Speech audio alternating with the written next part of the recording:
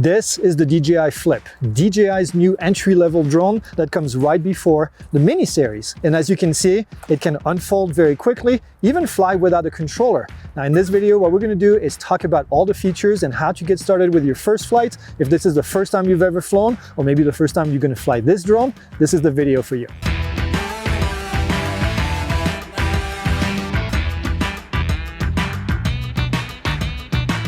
All right, before we go for the first flight, let's take a look real quick at this aircraft and then a bunch of the features that are available on this aircraft. First off, you have a gimbal, a cover right here that you're gonna need to remove before you go for the flight.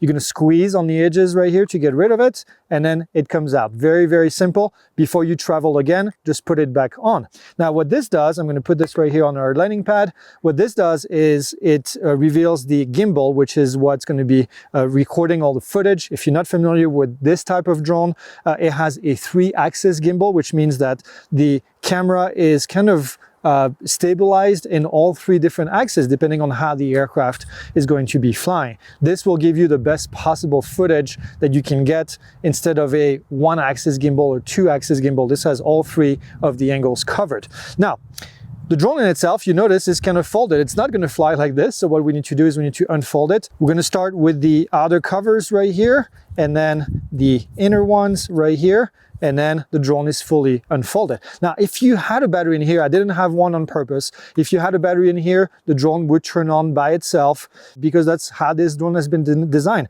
Now, it's really interesting. I don't think I've seen another drone that does that where it turns on right away. But if you had your controller ready, and if you had the drone and the battery ready, you unfold and you're gonna be ready to go within seconds. Now, let's go ahead and talk about these ducted prop guards right here, which are going to protect the propellers from, well, from you, from your fingers, from anybody else around you. This prevents, you know, any of these propellers from creating lacerations. Now you're gonna say, Greg, isn't this thing sub 249 grams, which means that it's a category 1 drone because it has ducted propellers?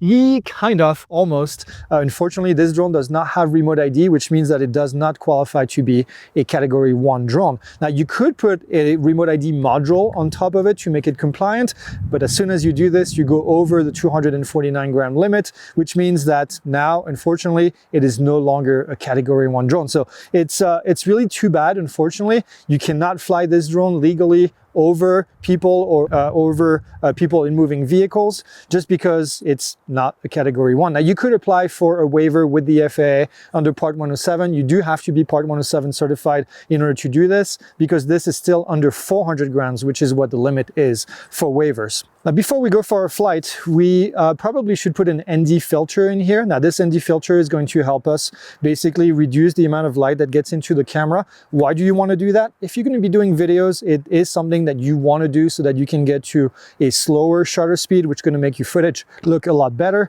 Now, these are the little filters that came with the DJI Flip from DJI. You can be using any of them from really any brand. I'm going to put, it's fairly bright outside, and this is a f/1.7 aperture lens, meaning that it's a pretty bright camera. I'm going to put the ND64 on top of it. These are very simple. They just basically clip on here. So you just put them on, make sure that you don't lose the other ones that are in the box right here. And then we're pretty much going to be ready for our first flight. I do want to talk about the controllers next, and then we'll put a battery and go for the flight. I do want to talk about the controllers and how we're going to control this drone. There's actually 4 different ways that you can do this. You can do it without actually a controller at all, which is one of the very few drones from DJI that can do that, where you will turn it on and then you'll have the access to the button on the side to select the mode that you want to fly in.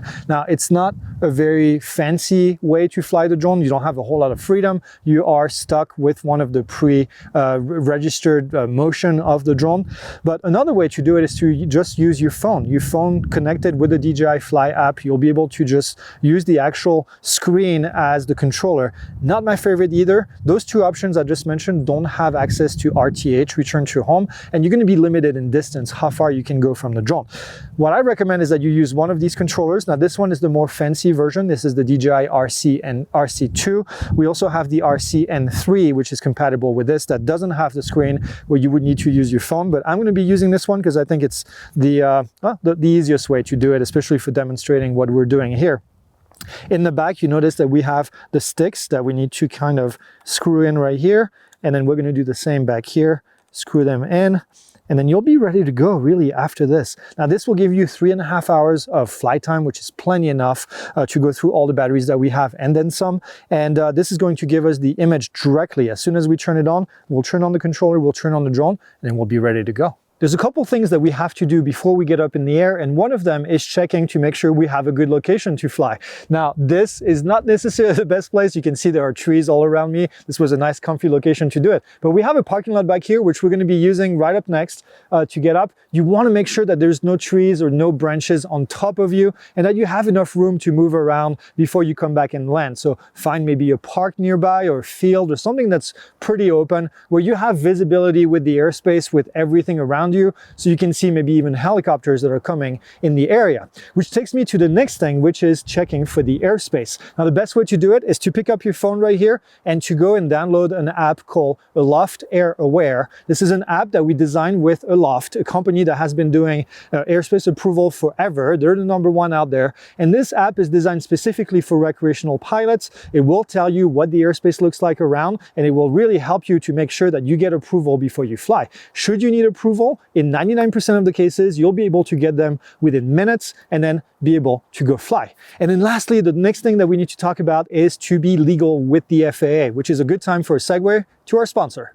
Trust, the recreational UAS safety test. And yes, this is something that you have to do before you can fly your drone recreationally in the United States. The good news is it's free. It takes about 30 minutes. You'll get a certificate of completion at the end, and we provide that at trust.pilotinstitute.com. So head over there before you complete your first flight. Now, let's get back to the video.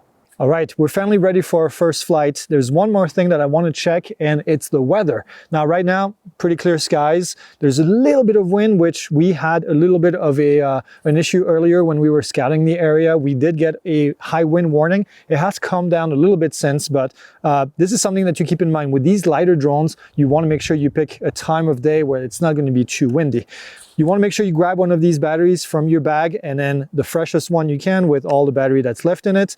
And we're going to put it in place just like this. Also on the side here, we have an SD card slot. If you're going to be recording footage, make sure that you actually have an SD card in here. It will save you some time not having to come back and land. So I'm going to unfold this, and I'm going to put it down right here on our landing pad, and I'm going to turn on the controller. Now, in theory, you should probably be turning on the controller first, because in case something happens, then the drone is at least connected to the controller and we have a way to control it. We'll wait a few seconds until the app loads up fully, and then we can see that we have a certain number of satellites available in the app. Now we have 22 satellites available now in the drone, and that's enough for us to take off. Now there's a thing in here, there's a little bit of a checklist if you want before you take off that you can use. You can tap on where it says takeoff permitted right here, and it will bring you all of the different safety settings if you want. We have RTH altitude, return to home altitude at 200 feet. Now these trees around us right here are shorter than 200 feet. How do I know? I don't know, just something that you know over time, the ability to kind of calculate how tall something is. It says maximum altitude 393 feet. I'm actually going to bring this up all the way to unlimited. I know they give you a warning right here. 1,640 feet is as high as you can go. Does that mean that I'm going to fly to 1,600 feet above our takeoff point right now? No, not really, but we have some hills on the side right here. We have some hills behind us. We have some tall trees. So I want to make sure that I have enough to clear, and I don't want to be limited by the drone. Same for the distance, maximum distance. I will keep visual line of sight for myself. And then right here we have SD card. You can see that we have 52 gigs available. There's also internal storage available on this drone. It's only 2 gigs, so this is really just a backup in case you forgot your card at home, but we're going to keep it on SD card for right now. And you notice it says aircraft not in flight, the vision system is disabled, which is fine. This is part of how this drone operates. So I'm going to back out. I'm going to look around, make sure that nobody else is in the area. There's some people fishing over there. And obviously we have our camera crew. And then I'm going to be ready for the first flight. Now we have a bird. We have a big bird right behind us right there. It's a really big bird. Now we have some eagles around here, but I don't think that was an eagle. It's right there. Get it, get it, get it, get it. In order to take off, we're going to spool the motors first, and I'm going to call that out. So I'm going to say spooling, and we're going to bring these 2 sticks on the inside and down. So inside and down. You can hear probably the drone has spooled. I can't see the propellers anymore, so that's a good sign. And now I'm going to use the left stick to go and add a little bit of power to get off the ground. I'm going to keep an eye on this big bird right here and on the wind. So we're going to take off There you go. Get up in the air. I'm gonna go in this direction a little bit so we don't hear it too much. Now your left stick is gonna allow the drone to yaw to the left and to the right. So what it does is it moves to the left and then it moves to the right. There you go. And then we have the ability to use the right stick to go forward and to go back and to go to the left and to go to the right. Now these are the very basic commands that you should be testing before you take off and go too far to make sure that you're comfortable with. We have a full list of maneuvers that you can do available in our Part 107 course if you're one of those. We also have a video available right here that has 15 different maneuvers that you can complete at home as a beginner. When you're comfortable and everything looks good, then we're gonna starting to fly away right here. I do have a power line. There's not something that we could avoid, so I'm gonna go fly underneath the power line and kind of keep an eye on making sure that it doesn't create any interference between us and the drone.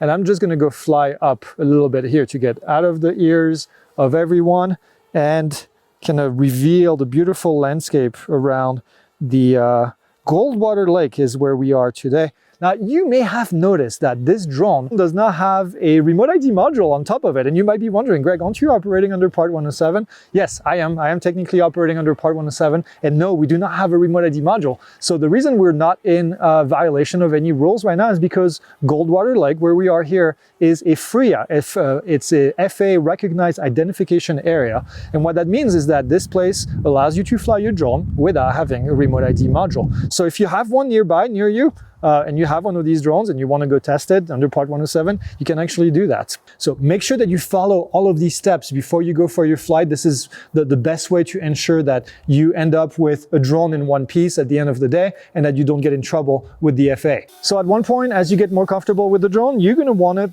test the obstacle avoidance system. Now, we mentioned before, it's not really an obstacle avoidance per se, as much as it is an obstacle detection system. As you can see here, I'm getting close to the object. The radar in the front on the screen is telling me that we are getting too close and there's an object, and it refuses to go further. I have a full stick forward and it's not letting me do it. Now, there are some limitations with the obstacle detection system, primarily that it's only available in the front and also downward. So downward obstacle avoidance and forward obstacle avoidance, it is only available in the front, and we don't have the ability to have backward obstacle avoidance. So if I go backwards and I try to go onto that door, it is going to eventually hit it. Now we have prop guards, which makes it a lot safer to do this. Obviously not something that you want to do over and over again, but it is designed to kind of bounce onto the walls and then be ready to go again. And this drone has a safety feature called RTH, Return to Home, which means that with this, we have the ability to bring back the drone wherever it is, back to the takeoff point where we took off from.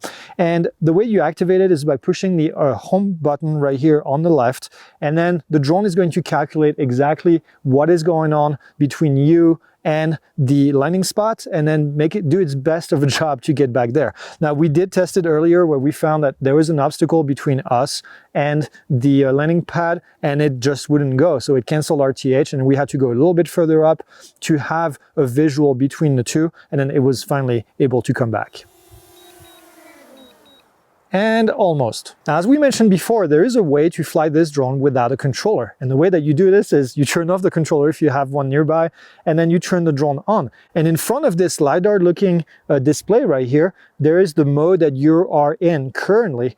We can select a different mode using the left side. There's a button right here. So I'm going to push on it, and then it gives you a little icon. Now, the icon right here is the rocket mode where it's going to go up. This one right here is an orbit, and then we'll go back to the very beginning, which is the mode that I want to be in right now. Now, when I'm ready, I'm going to push and hold the button, the selector button right here on the left side of the drone. There you go. Now it's in automated mode, and as I go forward, then it is going to, well, follow me because it's in follow me mode right now. So as I go around, I can just do my own thing, kind of walk around, go maybe hide underneath here and see if it will follow me. Oh, yeah, it did. I can also go back over here and just walk around, and it's just gonna follow me. And of course, as I'm ready to be done with this flight, I'm gonna have to get the drone back somehow. It's very easy. You're gonna get right here, get closer to the camera, and then put my hand out and let it land right on my hand right here, and the prop stop right away. So very, very simple to do. Again, I don't always recommend it. I think it's a cool, maybe little feature to show a kid so that they can be chased around. But personally, I always like having control of the drone myself, but it is one of the features that is available on this drone. So as you can see, this little thing right here is different in style, but really not that much different than what we would see with the original Mini or maybe the Mini 2. Very easy to fly. You have the ability to fly it without a controller. Not that I actually recommend that all too much, but you can also get one of these controllers from DJI for pretty cheap. If you want even more information on this, we have a free deep dive available right here on our website. This will give you way more information that we haven't gone through in this video, talking about the specifics about each of the systems in here. And again, it is available for free. Thanks for watching, and we'll see you in the next video. We should put something under the video that said it was actually a bald eagle. Shut up, Doc.